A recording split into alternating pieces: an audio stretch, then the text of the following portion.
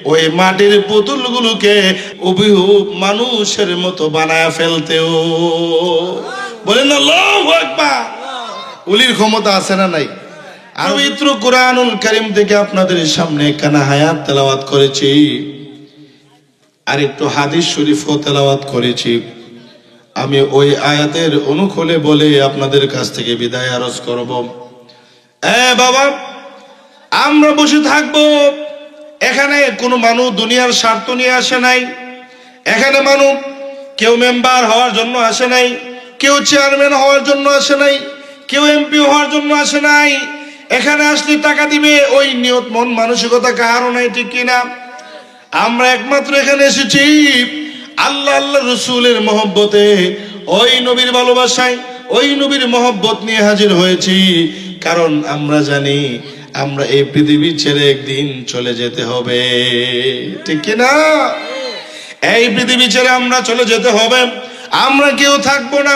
আমাদের পূর্বপুরুষগুলো অন্ধকারে কবরে শুয়ে আছেন, আজও পর্যন্ত আমরা জানি না, আমরা বুঝি না কে কোন হালতে আছে। ও বাবা, ও বনগাঁওয়ের বৃদ্ধ বাবাজিরা, যুবক ভাইরা, আমি সকলকে উদাহরণ করে বলবো, আজকে বনগাঁও এই কবরবাসীর স্মরণে যে যুব সংগঠনের মাহফিল, আমার যে যুবক ভাইয়েরা মাহফিলের আয়োজন করেছেন, আপনারা বলেন তো দেখি, ওই যুবক ভাইয়ে ওই সন্তানগুলো মা বাবার নেক্সট সন্তান নাকি কুসন্তান? আর একটু জুড়ে বলেন, নেক্সট সন্তান নাকি কুসন্তান? অবশ্যই নেক্সট সন্তান।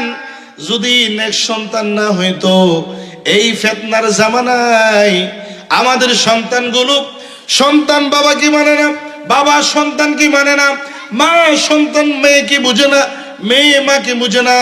এই ফিতনার জামানায়, এই জিন্দেগির মধ্যেও আমার আপনার সন্তানগুলো যে এই মাহফিলের আয়োজন করেছেন, আমরা জোরে সুরে একবার বলা যাবে কি মারহাবা?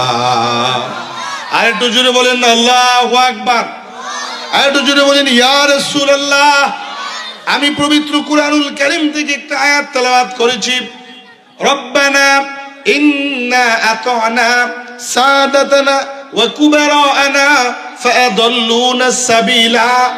ওই কোরআনের আয়াতে আমার আল্লাহ তাআলা মানুষকে বুঝিয়ে দিলেন, কাল হাসরের ময়দানে একদল মানুষ আল্লাহর দরবারে নালিশ দিবে, ঠিক কি না? কেন নালিশ দিবে? তারা অপরাধী ছিল। কেন নালিশ দিবে?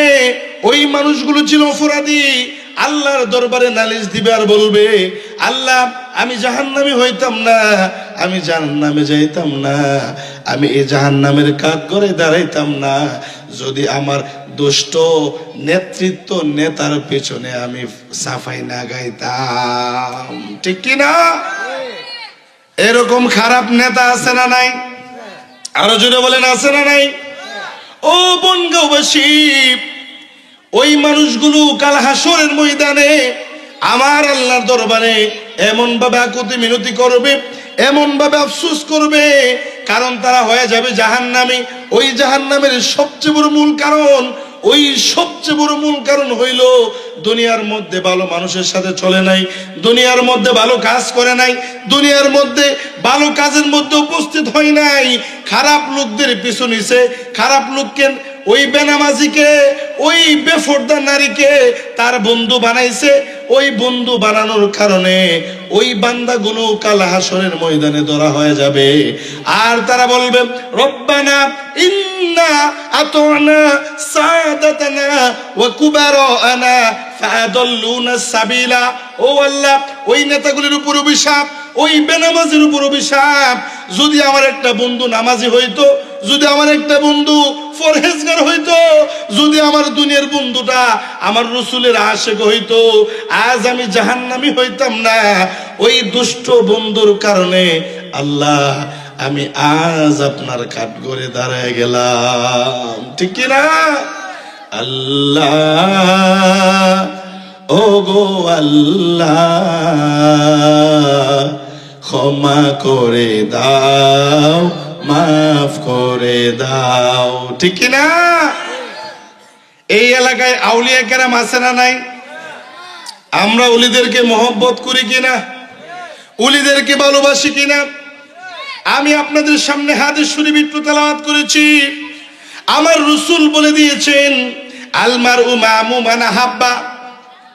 এই আমার উম্মতেরা, এই আমার আখির জামানার নবীর উম্মতেরা, আশিকেরা, তোমরা শুনে নাও, তোমরা সতর্ক হয়ে যাও। আল মারউ মা'মু মান আহাব্বা। ও যুবক, তোমাকে আমি বলে দিয়ে যাই, আমিও তোমার মতো যুবক সন্তান, আমিও তোমার মতো একটা যুবক, আমার বয়সও তোমার মতো 25-30 হয়েছে।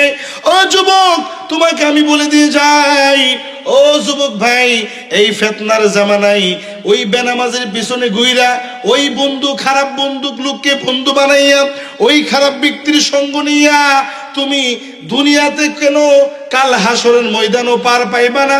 কারণ আমার রাসূল বলেছেন, আল মারউ মা'মু মান আহাব্বা মান তাশাব্বা বিকওমিন ফাহুয়া মিনহুম। ও আমার উম্মতেরা, তোমার দুনিয়ার বন্ধু বানাও একটা নামাজীকে, তোমার দুনিয়ার বন্ধু বানাও মসজিদের ইমাম সাহেবকে, তোমার বন্ধু বানাও আল্লাহওয়ালা ব্যক্তিকে, তোমার বন্ধু বানাও একটা ওলিকে, তোমার বন্ধু বানাও আল্লাহর মহব্বতের একটা নেককার মুমিন বান্দাকে। বলেন না সুবহানাল্লাহ। কারণ এর কারণ কি? ও বনগাঁওয়ের যুবক ভাই, এর সবচেয়ে বড় কারণ হইল আপনার ব্রেন দিয়া, আপনার বিচক্ষণতা দিয়া আপনি বলেন তো দেখি, যারা বেনামাজি তারা জান্নাতি না জাহান্নামী? একটু জোরে বলেন, আরো জোরে বলেন। কেমন জাহান্নামী? আমার রাসূল বলেছেন, আমার নবী ঘোষণা দিয়ে দিলেন, ও পৃথিবীর মুসলমান, তোমরা শুনে নাও, যারা নামাজ তরক করে, যারা বেনামাজি, যারা এক ওয়াক্ত নামাজ ছেড়ে দেয়, তোমরা শুনে নাও, ওই বেনামাজি উম্মত কখনো আমি নবীর শাফায়াত পাবে না। কথা বলেন ঠিক কিনা? এই জন্য বনগাঁওয়ের যুবক ভাই, তোমার বন্ধুটা হতে হবে নামাজি, কারণ ওই নামাজি ব্যক্তি জান্নাতি হবে। তোমার বন্ধুটা হতে হবে একজন আল্লাহওয়ালা বুজুর্গ, কারণ ওই আল্লাহওয়ালা বুজুর্গ ব্যক্তি জান্নাতে চলে যাবে। আর ওই জান্নাতি ব্যক্তি যদি তোমার বন্ধু হয়, আর তুমি যদি জাহান্নামীও হও, মনে রাখো আমার রাসূল যে বলেছেন, আল মারউ মা'মু মান আহাব্বা মান তাশাব্বা বিকওমিন ফাহুয়া মিনহুম। তোমার বন্ধু যদি নামাজি হয়, তোমার বন্ধু যদি রাসূলের আশিক হয়, তোমার বন্ধু যদি আমার আল্লাহওয়ালাদের প্রেমিক হয়, ওই মানুষগুলো কাল হাসরের ময়দানে জান্নাতি হয়ে যাবে। আর আমার আল্লাহ বললেন, ও নবী, আমি ঘোষণা দিয়ে দিলাম, নবী গো, আমি জানাই দিলাম, আমি আল্লাহ আপনি নবীর শাফায়াত বানাইয়া ওই বন্ধুর সঙ্গে দিয়া আমি আল্লাহ তাকেও জান্নাতে দিয়ে দিব।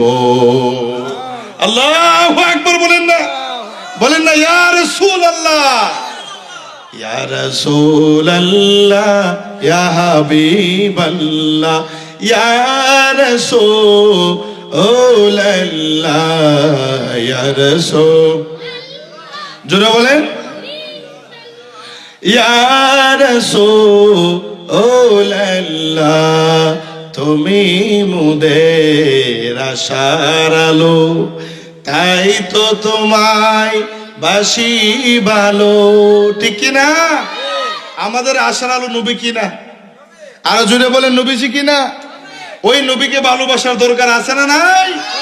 এই জন্য আমরা বলি, তুমি মোদের আশার আলো, তাই তো তোমায় ভাসি ভালো, হৃদয় নামের ফুলদানিতে, হৃদয় নামের ফুলদানিতে গেতে রেখেছি প্রেমের মালা, ইয়া রাসূলুল্লাহ, ইয়া হাবিবাল্লাহ, ইয়া রাসূলুল্লাহ।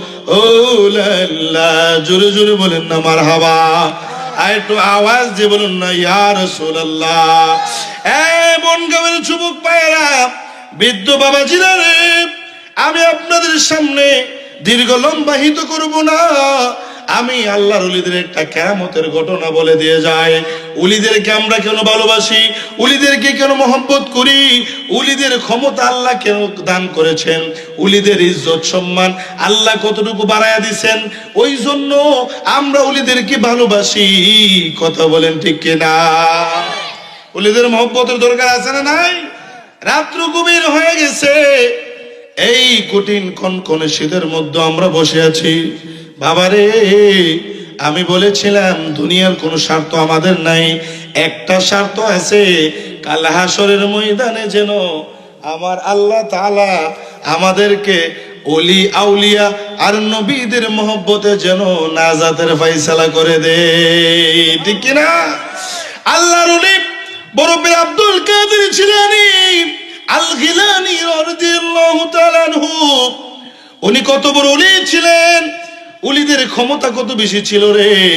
আল্লাহর ওলি আব্দুল কাদের জিলানী উনি যখন ছোট কালে ছিলেন, উনি যখন শিশু অবস্থায় ছিলেন, উনি এমন এক অবস্থানে গিয়েছিলেন, উনার খেলার সাথীর জন্য দুনিয়ার বাচ্চাগুলোর সাথে বাচ্চা থাকে কিনা, আরো জোরে বলেন থাকে কিনা? আল্লাহর ওলি আব্দুল কাদের জিলানী উনার সাথেও, উনার সাথীর জন্য উনি দুনিয়ার কোনো বাচ্চা রাখতেন না, উনি রাখতেন ওই যে মানব মাটির পুতুল বানাই না, কথা বলেন, মাটির পুতুল বানাই কিনা, উনার সাথী হয়তো ওই মাটির পুতুল, উনি যখন সকালে খেলাধুলায় যাইতেন, খেলার সময় হইলে ওই মাটির পুতুলগুলোকে আব্দুল কাদের জিলানী হুবহু মানুষের মতো বানায় ফেলতেও। বলেন আল্লাহু আকবার। ওলির ক্ষমতা আছে না নাই? আরো জোরে বলেন আছে না নাই? ওলিদের পাওয়ার আছে না নাই? আব্দুল কাদের জিলানী, আমি সংক্ষেপে শেষ করে দিচ্ছি, উনার খেলার সাথে ফুটুলের উনি মানুষ বানায় লাইতেন। আবার কি করতেন, খেলা যখন শেষ হয়ে যাইতো আবার ওইগুলাকে ফুতুল বানিয়ে দিত। এমন অবস্থায় উনার মহল্লার এক মায়ের সন্তান ইন্তেকাল, মাসুম বাচ্চা ইন্তেকাল করে ফেলছে। মাসুম বাচ্চা যখন ইন্তেকাল করে লাইছে, ইন্তেকাল করার পরে ওই মা বাবা বলতেছেন আমার একটাই সন্তান, সে মারা গেল, হাই হুতাশ করতেছেন। হঠাৎ ওই সন্তানের মা বললেন, আমার স্বামী একটু শুনেন না, ওই যে আবু মুসা জঙ্গি, উনার একটা সন্তান আছে আব্দুল কাদের জিলানী। বলেন না মারহাবা, বলেন না ইয়া রাসূলুল্লাহ। আমি দেখেছি আব্দুল কাদের জিলানী তার খেলার সাথীর জন্য দুনিয়ার কোনো সন্তান নেই নাই। আমি দেখেছি নিজ চোখে যে আব্দুল কাদের জিলানী মাটির পুতুলকে মানু বানায় ফেলছে। বলেন না সুবহানাল্লাহ। ওরা চিন্তা করলো যে দুনিয়া তো বড় ক্ষমতাবান, ওনারা কি করলেন, চিন্তা করলেন আগামীকাল আমার মৃত শিশুটাকেও ওই পুতুলগুলোর সাথে শোয়া দিব। সুবহানাল্লাহ। শোয়া দিয়ে আসলেন, এমত অবস্থায় আব্দুল কাদের জিলানী আসলেন। আয়েশা যখন ওই পুতুলগুলাকে বলল, পুতুলগুলো রে, তোমরা মানুষের মতো জীবিত হয়ে যাও। ওই জীবিত হওয়ার সাথে সাথে কি হয়ে গেল, ওই মৃত বাচ্চাটাও আব্দুল কাদের জিলানীর কথার দ্বারাতে জিন্দা হয়ে গেছে। বলেন না সুবহানাল্লাহ।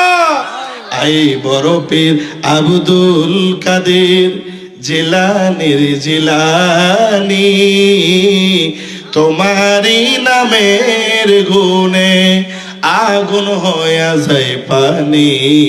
আই বড় পীর আব্দুল কাদের। সুবহানাল্লাহ। ওই কথা যখন তার বাবার কাছে গেল, যাওয়ার পরে আব্দুল কাদের জিলানীর বাবা, সংক্ষেপে বলতেছি, আমার ভাইজান বলতেছেন, সংক্ষেপে বলতেছি রে বাবা, আব্দুল কাদের জিলানীকে যখন একটা দৌড় মারলেন, দৌড়ানি দিলেন, এই আব্দুল কাদের কি করলে, মৃত সন্তানকে মানুষ বানায় ফেললে। আব্দুল কাদের জিলানী যখন দৌড় দিলেন, পাশে ছিল কবরস্থান। আব্দুল কাদের জিলানী দৌড়তাছে আর কইতাছে, এই কবরবাসী আমার বাবা আসতেছে রে, তোমরাও আমার সাথে দৌড় দেও। সুবহান। এই কবরবাসীও জিন্দা হয়ে গেছেন। আল্লাহু আকবার বলেন। কি ক্ষমতা আল্লাহ ওনাদেরকে দান করছেন, কথা বলেন ঠিক কিনা? এই উলিদের মহব্বতের আমাদের দরকার আছে না নাই? উলিদের সহবতের দরকার আছে না নাই?